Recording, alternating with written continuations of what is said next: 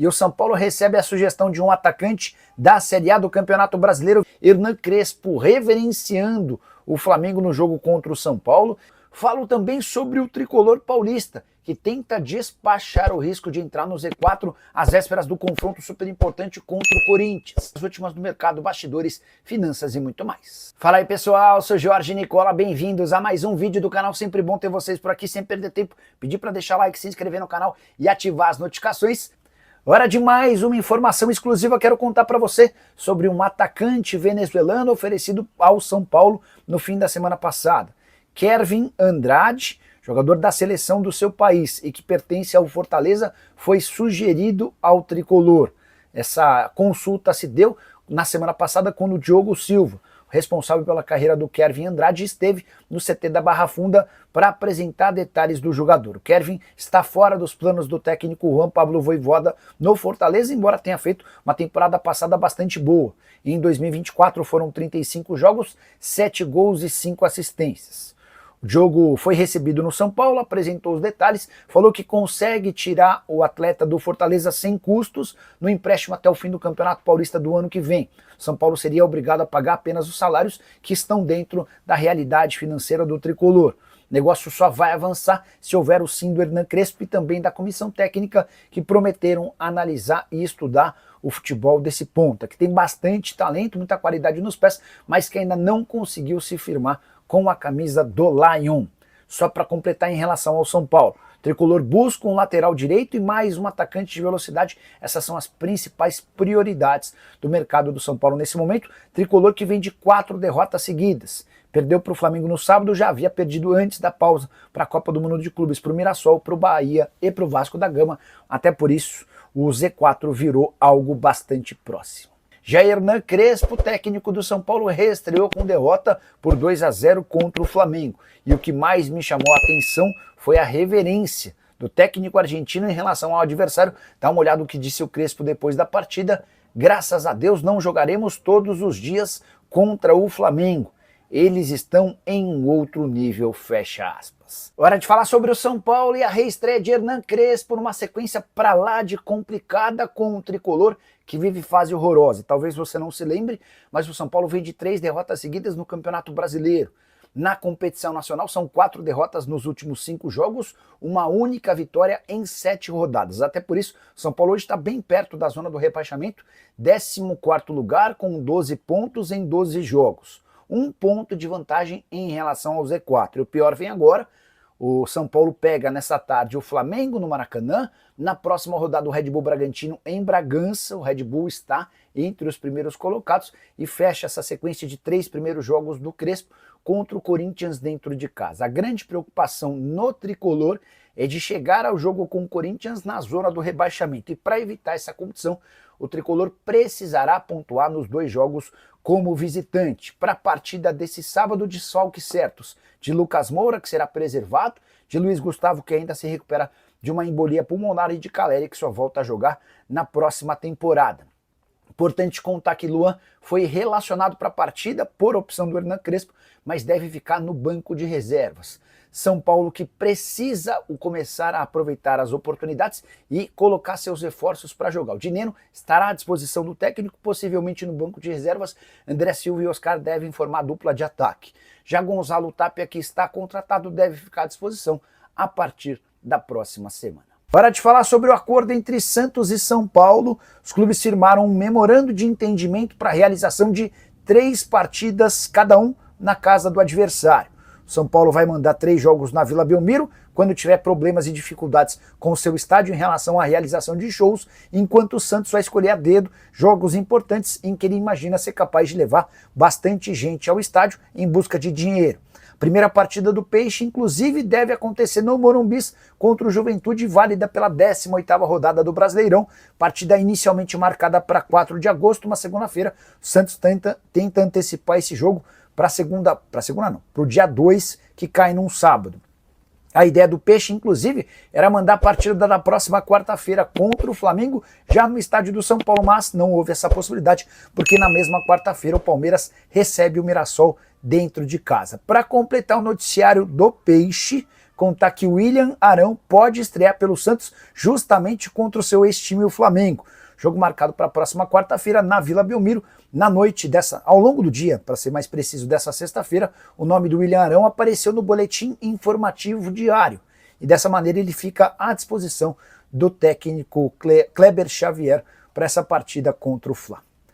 Gabriel Neves ainda é jogador do São Paulo, lembrando que o Crespo gosta muito dele. Tenho quase toda a certeza que ele acabou ficando com um contrato. Porque só para lembrar, quando o Gabriel Neves veio para o São Paulo, ele meio que alugou o contrato dele para o São Paulo. E aí o São Paulo tinha uma dívida com ele e acabou cedendo o jogador, então ele virou um jogador livre, tá? Ele até vai para o Independente emprestado, mas quando se muda para o Estudiantes no ano passado, já era um jogador livre. Temporada atual pelo Estudiantes de 23 jogos, 2 gols e 2 assistências. Dos 23 jogos, o Gabriel Neves foi titular em 20. Foi reserva só em 3, tá? É de que a CBF marcou para o fim do mês o primeiro encontro entre clubes de futebol do Brasil para discutir a elaboração do projeto de fair play financeiro que vai existir por aqui. Hora de falar sobre um desfalque de última hora no São Paulo. Tricolor não terá Lucas Moura para a partida desse sábado contra o Flamengo no Maracanã. Lucas Moura voltou a trabalhar normalmente com o restante do elenco nessa semana, ao lado do Ferreira, mas por opção da comissão técnica e até por causa de uma precaução, Lucas Moura será preservado desse jogo.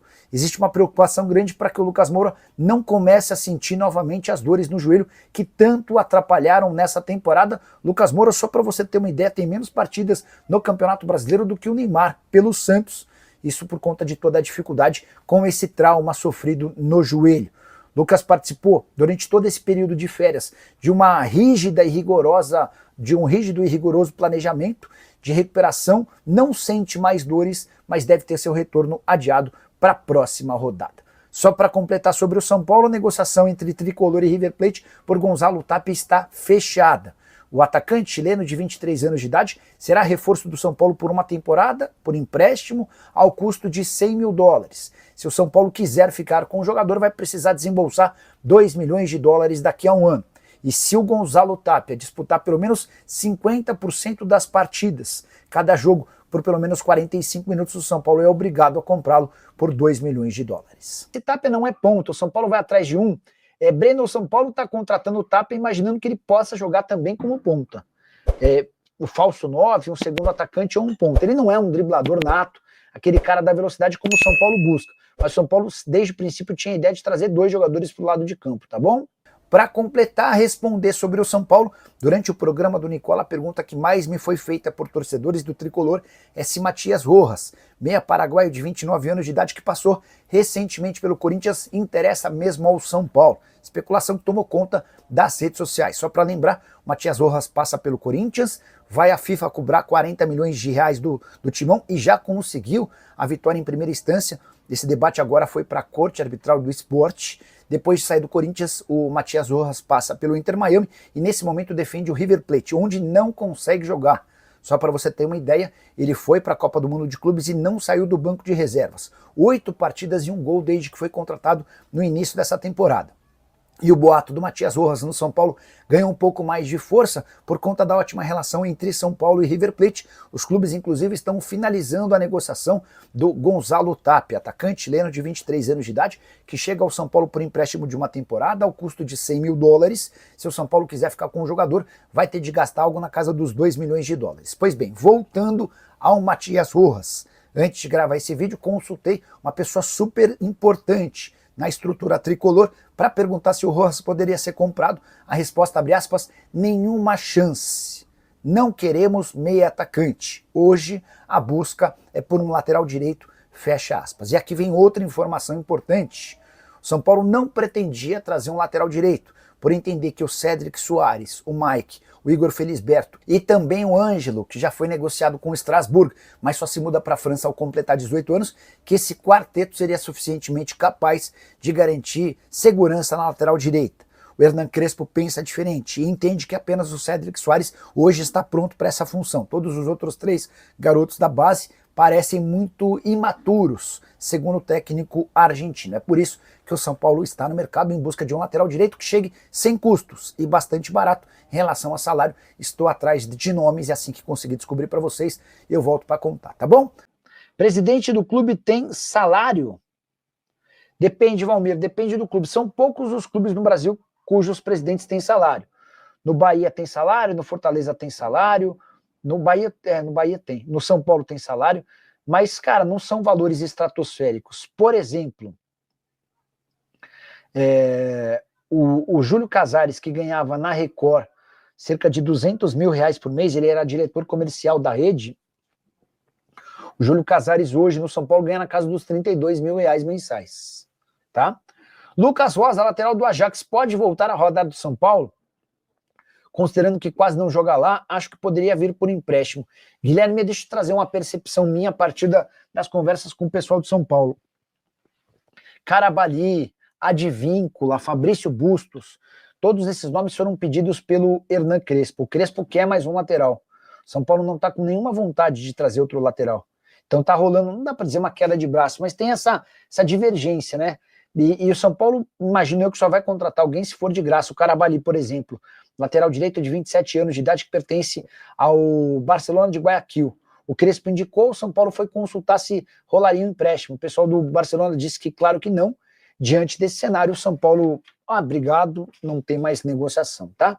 São Paulo alega que não tem capacidade hoje para fazer um investimento, qualquer investimento com reforço. São Paulo passa por muitas dificuldades financeiras, o caso é gravíssimo, beleza? Boa noite, Nicola. O São Paulo vai trazer mais alguém, algum ponto além do Tapia? A ideia é essa, a ideia era trazer 2 jogadores, o Tapia chega praticamente de graça, busca-se ainda mais um.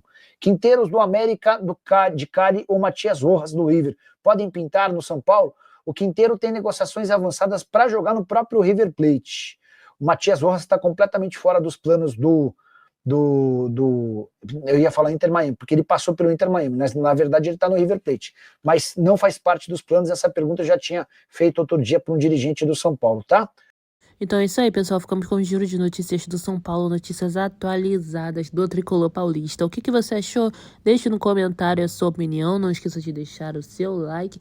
E para fortalecer, não esqueça de se inscrever e compartilhar com os amigos no WhatsApp, Facebook, Instagram, todas as redes sociais, para eles ficarem por dentro também das novidades. Muito obrigada, até a próxima. Tchau, tchau.